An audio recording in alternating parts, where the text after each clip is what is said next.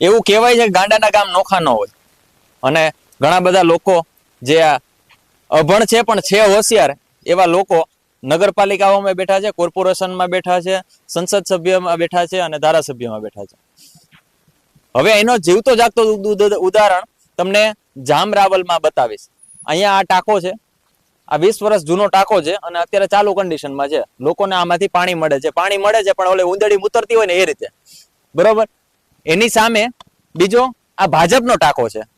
અહીંયા ભાજપના બધા ઓલા ઝંડા લહેરાય છે, ચૂંટણી આવી રહી છે, લોકોને મજા આવે છે અને એવું થાય છે કે બે ટાંકા અહીંયા નીચે બનાવેલા છે અને ભાજપે બનાવ્યો છે એટલે એની ઝંડા ઉપર લહેરાવી દીધા. લોકોને એવું લાગે કે આ ભાજપે બનાવ્યો છે, મત ભાજપને આપવાનો છે.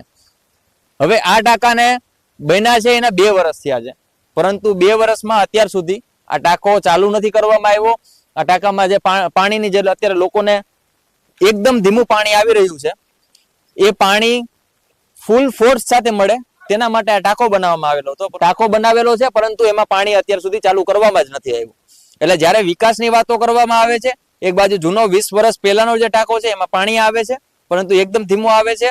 ભાજપને એવું લાગ્યું કે અમારે વિકાસ કરવો છે, દેખાડવો છે, તો એને વિકાસ કરીને મોટો ટાંકો બનાવ્યો છે અને ઉપર એના ઝંડાઓ લગાવી દીધા છે. હવે આ 20 વર્ષ જૂનો છે, આ 2 વર્ષ ત્યાં બન્યો છે. હવે લોકોનું આઈનું એવું કહેવાનું છે કે 20 વર્ષ આ જૂનો ટાંકો થશે ને પછી પાણી ચાલુ થશે. એટલે આ બાબતે તમારું શું માનવું છે? અમને ચોક્કસ જણાવજો. નમસ્કાર.